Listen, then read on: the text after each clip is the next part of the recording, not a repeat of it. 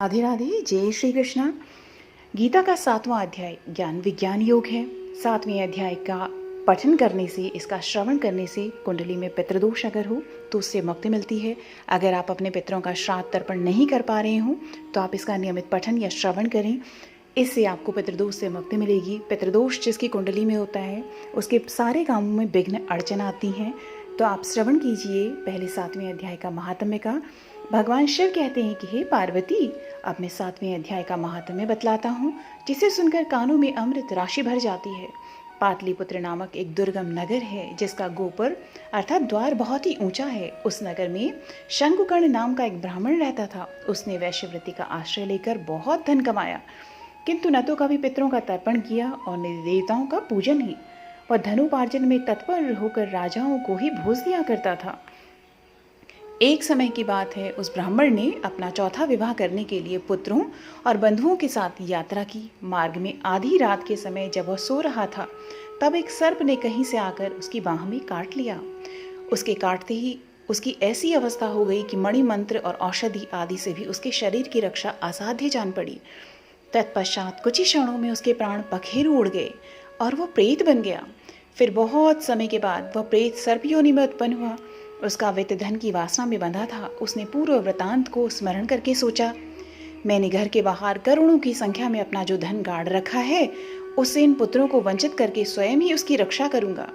सांप की योनि से पीड़ित होकर पिता ने एक दिन स्वप्न में अपने पुत्रों के समक्ष आकर अपना मनोभाव बताया। तब उसके पुत्रों ने सवेरे उठकर बड़े विस्मय के साथ एक दूसरे से स्वप्न की बातें कही। उनमें से मंझला पुत्र कुदाल हाथ में लिए घर से बाहर निकला और जहां उसके पिता सर्प योनि धारण करके रहते थे उस स्थान पर गया। यद्यपि उसे धन के स्थान का ठीक ठीक पता नहीं था, तो भी उसने चिन्हों से उसका ठीक निश्चय कर लिया और लोभ बुद्धि से वहां पहुंचकर बॉबी को खोदना आरंभ किया। तब उस बॉबी से बड़ा भयानक सांप प्रकट हुआ और बोला, ओ मूढ़, तू कौन है? किस लिए आया है? यह बिल क्यों खोद रहा है? किसने तुझे भेजा है? ये सारी बातें मेरे सामने बता। पुत्र कहता है कि मैं आपका पुत्र हूँ, मेरा नाम शिव है। मैं रात्रि में देखे हुए स्वप्न से विस्मित होकर यहाँ का सुवर्ण लेने के कौतूहल से आया हूँ। पुत्र की वाणी सुनकर वह सांप हंसता हुआ उच्च स्वर से इस प्रकार स्पष्ट वचन बोला, यदि तू मेरा पुत्र है तो मुझे शीघ्र ही बंधन से मुक्त कर। मैं अपने पूर्व जन्म के गाड़े हुए धन के लिए ही सर्प योनि में उत्पन्न हुआ हूँ। पुत्र कहता है कि पिताजी, आपकी मुक्ति कैसे होगी? इसका उपाय मुझे बताइए, क्योंकि मैं इस रात में सब लोगों को छोड़कर आपके पास आया हूँ। पिता बोलता है कि बेटा, गीता के अमृतमय 7वें अध्याय को छोड़कर मुझे मुक्त करने में तीर्थ, दान, तप और यज्ञ भी सर्वथा समर्थ नहीं है। केवल गीता का 7वां अध्याय ही प्राणियों के जरा, मृत्यु आदि दुखों को दूर करने वाला है। पुत्र, मेरे श्राद्ध के दिन गीता के 7वें अध्याय का पाठ करने वाले ब्राह्मण को श्रद्धा पूर्वक भोजन कराओ। इससे निसंदेह मेरी मुक्ति हो जाएगी। हे वत्स, अपनी शक्ति के अनुसार पूर्ण श्रद्धा के साथ निर्वसी और वेद विद्या में प्रवीण अन्य ब्राह्मणों को भी भोजन कराना। सर्पयोनि में पड़े हुए पिता के वचन सुनकर सभी पुत्रों ने उसकी आज्ञा अनुसार तथा उससे भी अधिक किया। तब शंकुकर्ण ने अपने सर्प शरीर को त्याग कर दिव्य देह धारण किया और सारा धन पुत्रों के अधीन कर दिया। पिता ने करोड़ों की संख्या में जो धन उनमें बांट दिया था तो उससे वे पुत्र बहुत प्रसन्न हुए। उनकी बुद्धि धर्म में लगी हुई थी, इसलिए उन्होंने बावली, कुआं, पोखरा, यज्ञ तथा देव मंदिर के लिए उस धन का उपयोग किया और अन्नशाला भी बनवाई। तत्पश्चात 7वें अध्याय का सदा जप करते हुए उन्होंने मोक्ष प्राप्त किया। हे पार्वती, यह तुम्हें 7वें अध्याय का महात्म्य बतलाया, जिसके श्रवण मात्र से मानव सब पातकों से मुक्त हो जाता है। अब आप 7वें अध्याय का श्रवण कीजिए। श्री भगवान बोले कि हे पार्थ, मुझ में अनन्य प्रेम से आसक्त हुए मन वाला और अनन्य भाव से मेरे परायण होकर योग में लगा हुआ, मुझको संपूर्ण विभूति, बल, ऐश्वर्य आदि गुणों से युक्त सबका आत्मरूप जिस प्रकार संचय रहित जानेगा, उसको सुन। मैं तेरे लिए इस विज्ञान सहित तत्व ज्ञान को संपूर्णता से कहूँगा कि जिसको जानकर संसार में फिर कुछ भी जानने योग्य शेष नहीं रहता है। हजारों मनुष्यों में कोई एक मेरी प्राप्ति के लिए यत्न करता है और उन यत्न करने वाले योगियों में भी कोई ही पुरुष मेरे परायण होकर मुझको तत्व से जानता है। पृथ्वी, जल, तेज, वायु तथा आकाश और मन, बुद्धि एवं अहंकार, ऐसी यह 8 प्रकार से विभक्त हुई मेरी प्रकृति है। यह 8 प्रकार के भेदों वाली तो अपरा है, अर्थात मेरी जड़ प्रकृति है। और हे महाबाहो, इससे दूसरी को मेरे जीव रूपा परा अर्थात चेतन प्रकृति को जान करके कि जिससे यह संपूर्ण जगत धारण किया जाता है। हे अर्जुन, तू ऐसा समझ कि संपूर्ण भूत इन दोनों प्रकृतियों से उत्पन्न होने वाले हैं और मैं संपूर्ण जगत की उत्पत्ति तथा प्रलय रूप मैं ही हूँ, अर्थात संपूर्ण जगत का मूल कारण जो है वो मैं ही हूँ। हे धनंजय, मुझसे भिन्न दूसरा कोई भी परम कारण नहीं है। यह संपूर्ण सूत्र में मणियों के सदृश मुझ में गुंथा हुआ है।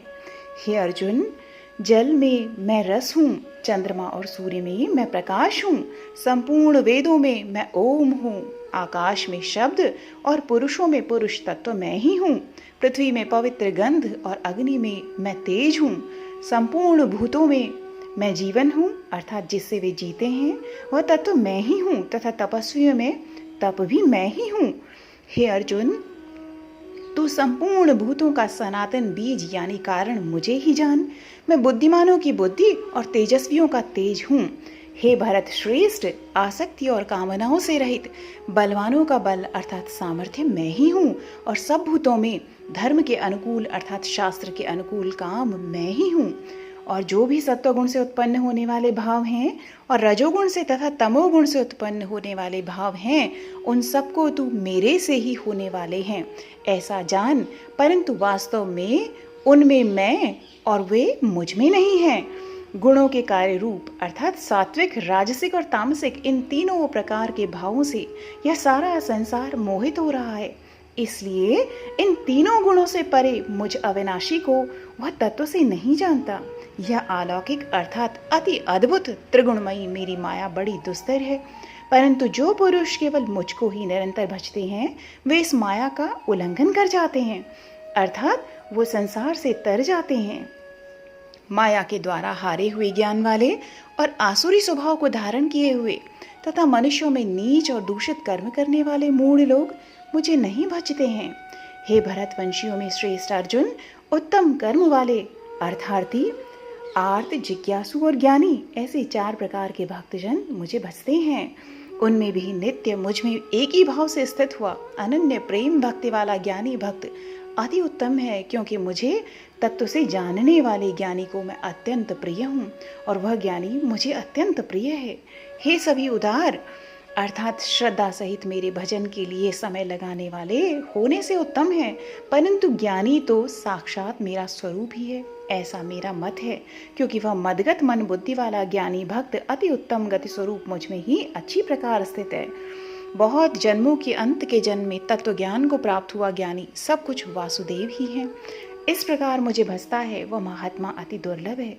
उन भोगों की कामना द्वारा जिनका ज्ञान हरा जा चुका है वे लोग अपने स्वभाव से प्रेरित होकर उस नियम को धारण करके अन्य देवताओं को भजते हैं अर्थात वो उनका पूजन करते हैं। जो सकाम भक्त जिस देवता के स्वरूप को श्रद्धा से पूजना चाहता है उस भक्त की श्रद्धा को मैं उसी देवता के प्रति स्थिर करता जाता हूँ। वह पुरुष उस श्रद्धा से युक्त होकर उस देवता का पूजन करता है और उस देवता से मेरे द्वारा ही विधान किए हुए उन इच्छित भोगों को निसंदेह प्राप्त करता है। परंतु उन अल्प बुद्धि वालों का वह फल नाशवान है तथा वे देवताओं को पूजने वाले देवताओं को प्राप्त होते हैं और मेरे भक्त चाहे जैसे ही भजें अंत में मुझे ही प्राप्त होते हैं। बुद्धिहीन पुरुष मेरे अनुत्तम अविनाशी परम भाव को न जानते हुए मन इंद्रियों से परे मुझ सच्चिदानंद परमात्मा को मनुष्य की भांति जानकर व्यक्ति के भाव को प्राप्त हुआ मानते हैं। अपनी योग माया से छिपा हुआ मैं सबके प्रत्यक्ष नहीं होता, इसलिए यह अज्ञानी जन समुदाय मुझ जन्म रहित अविनाशी परमात्मा को तत्व से नहीं जानता है अर्थात मुझको जन्मने मरने वाला समझता है। हे अर्जुन, पूर्व में व्यतीत हुए वर्तमान में स्थित तथा आगे होने वाले सब भूतों को मैं जानता हूँ, परंतु मुझको कोई भी श्रद्धा भक्ति रहित पुरुष नहीं जानता। हे भरतवंशी अर्जुन, संसार में इच्छा और द्वेष से उत्पन्न हुए सुख दुखादि द्वंद्व रूप मोह से संपूर्ण प्राणी अति अज्ञानता को प्राप्त हो रहे हैं। निष्काम भाव से अर्थात श्रेष्ठ कर्मों का आचरण करने वाला जिन पुरुषों का पाप नष्ट हो गया है वे राग द्वेषादि जनित द्वंद्व रूप मोह से मुक्त और दृढ़ निश्चय वाले पुरुष मुझको सदा भजते हैं। जो मेरी शरण होकर जरा और मरण से छूटने के लिए यत्न करते हैं, वे पुरुष उस ब्रह्म को तथा संपूर्ण आध्यात्म को और संपूर्ण कर्म को जानते हैं। जो पुरुष अधिभूत और अधिदैव के सहित तथा अधियज्ञ के सहित अर्थात उन सबका आत्मरूप मुझे अंतकाल में भी वो जानते हैं, वे युक्त चित्त वाले पुरुष मुझको ही जानते हैं, अर्थात वे मुझे ही प्राप्त होते हैं। इस प्रकार उपनिषद, ब्रह्म विद्या तथा योग शास्त्र स्वरूप श्रीमद् भागवत गीता में श्री कृष्ण तथा अर्जुन के संवाद में ज्ञान विज्ञान योग नामक 7वां अध्याय संपूर्ण होता है।